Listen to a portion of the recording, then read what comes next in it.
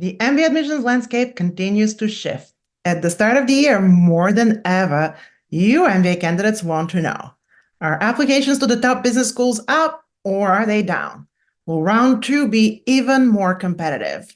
Should I apply to business school in round three or the last round of MBA admissions? What does this mean for my MBA admissions odds? And this year, even top MBA graduates are struggling to find jobs, which has raised yet another question. Is the MBA even worth it anymore? What should you expect or do as an MBA candidate in 2024? First, how valuable are predictions really? A journalist once famously said that a forecast is to observe that which has passed and guess that it will happen again. My own philosophy about predictions is that the most important thing about making predictions is not that you're clairvoyant. Instead, it's that you're looking at trends, you're looking at history. You might even be looking at what's happening in an adjacent industry relevant to yours.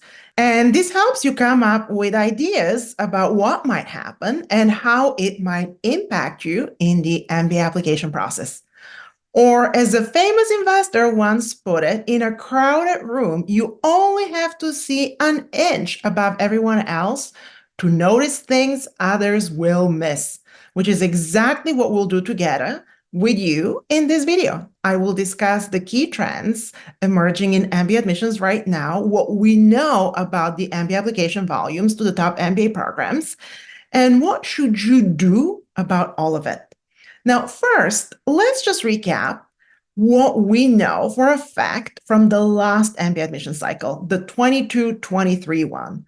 The Graduate Management Admission Council, GMAC, in its application trends report, showed a clear change in MBA admissions. Across all schools and programs, applications decreased 4.9% in the last cycle, so nearly 5%.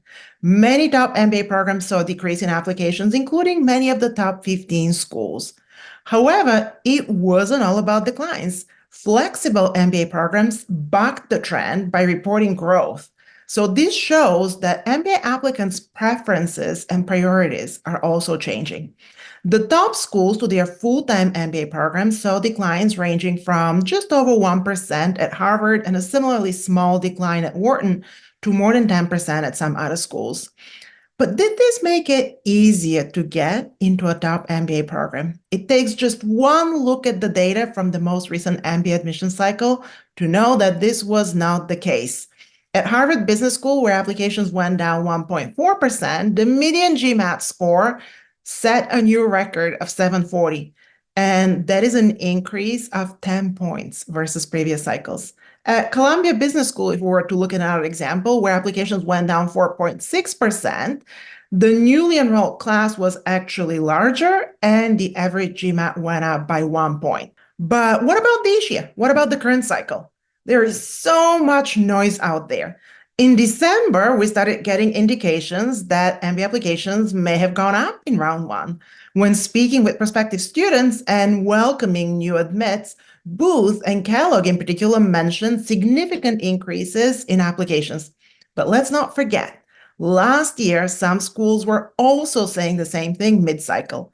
Notably, when announcing the addition of a round four, Duke Fuqua last year said that they saw applications rise year over year for the round two application deadline.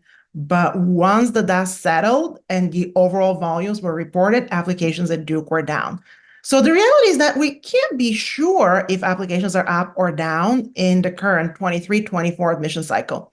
The increases that some schools are talking about in round one may very well be simply a round one phenomenon. And they could also be driven by the changes to the format of the GMAT and GRE.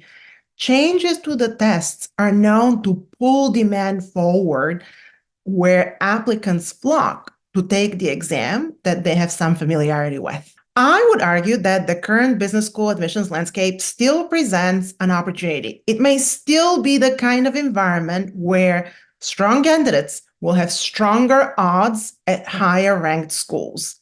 If I had to make an expert guess, I think it's likely that domestic applications are down and only slightly up while international applications are probably more up than down. What else do we know about the 23-24 MBA admission cycle so far? Now that round one is fully behind us, here's what we know for sure.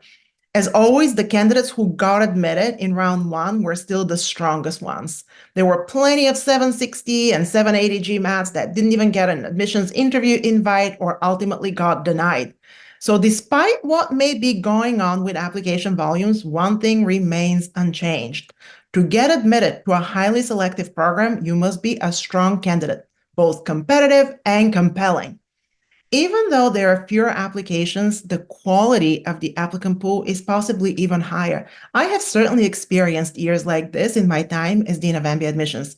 So the biggest takeaway for you as an MBA candidate is that even in down cycles, there will always be plenty of strong candidates to the very top schools.